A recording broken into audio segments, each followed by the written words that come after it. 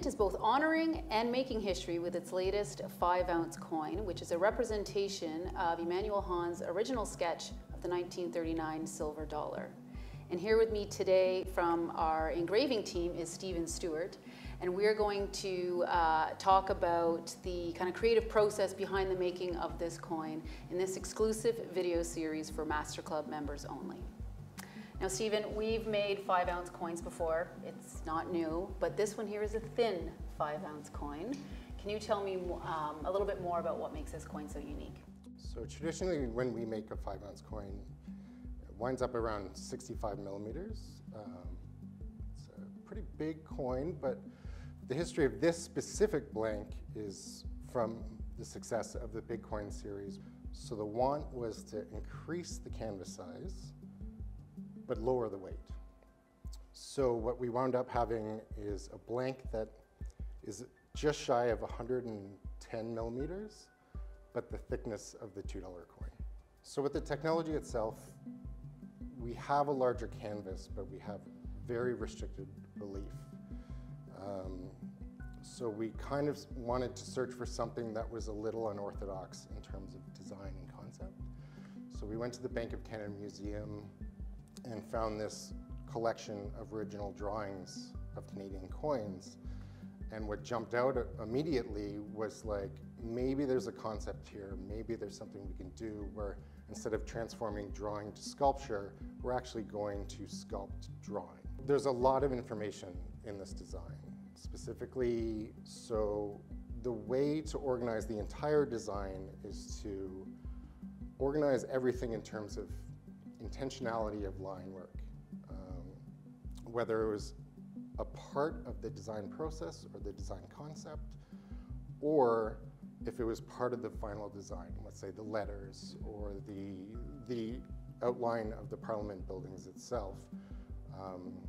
So those were all organized and assigned a depth of an incuse line and a width of an incuse line according to the technology that we were later going to apply to it. And if you had to sort of describe the depth, your incuse depth that you're working with here, what would that be?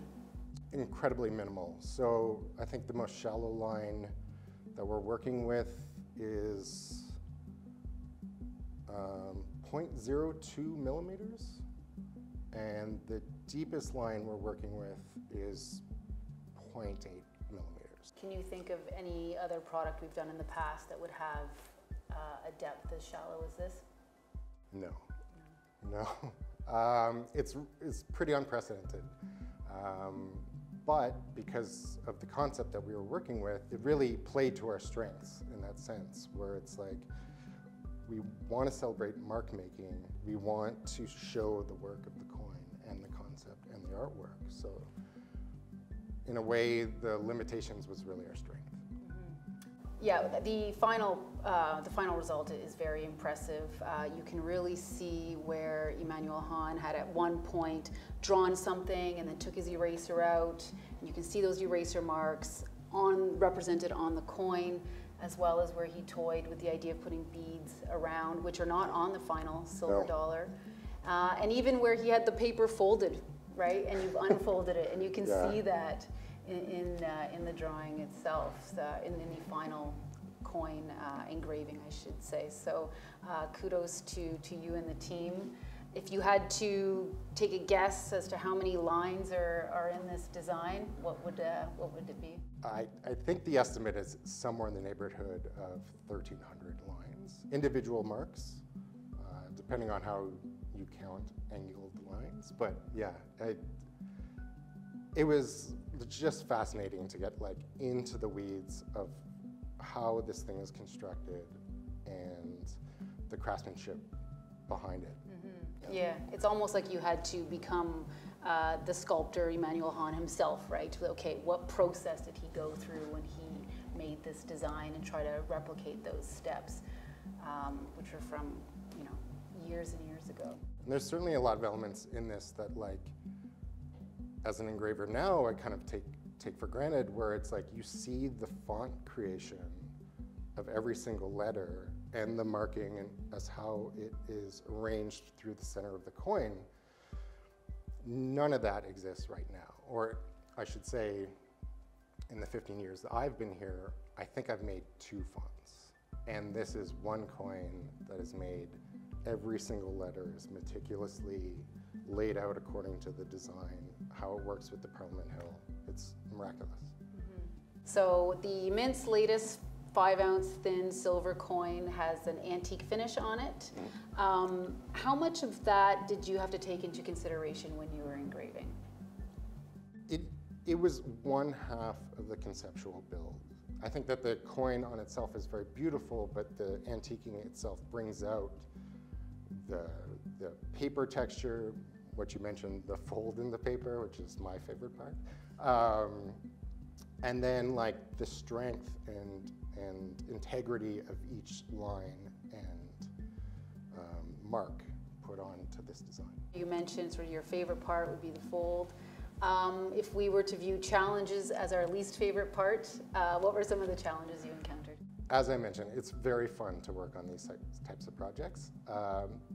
It is very easy to miss a single line, and there are a lot. So there's a lot of eyes on this project. It's not just me. There's a team of people being like, okay, does that window pane have 1 line or 3 lines? Is it erased? Does it match with the rest of them? The true challenge of this coin is you're going to know that somebody's going to have this, and they're also going to see the drawing, and you want it to be 1-to-1. Well, the coin itself is a representation of a drawing that Hahn did in early 1939, if not a little bit earlier. And it's available in limited quantities. Also included with your coin is a mini card, which is a small representation of Emanuel Hahn's original sketch, which currently resides at the Bank of Canada's museum as part of their national currency collection. So what are your final thoughts, final impressions of the coin itself now that you've seen it? I think I'm incredibly biased. I think I had way too much fun making this coin. But I think it's really great. It's a total inversion of what we normally try to execute with engraving. And most importantly, I think we've made a coin that, if you look at it, it's impossible to digest the entirety of it in one viewing. So for those who have this coin, there's always going to be something, at least 1,300 somethings to discover in this coin. And I think that's super interesting, and I want people to come back to this and discover.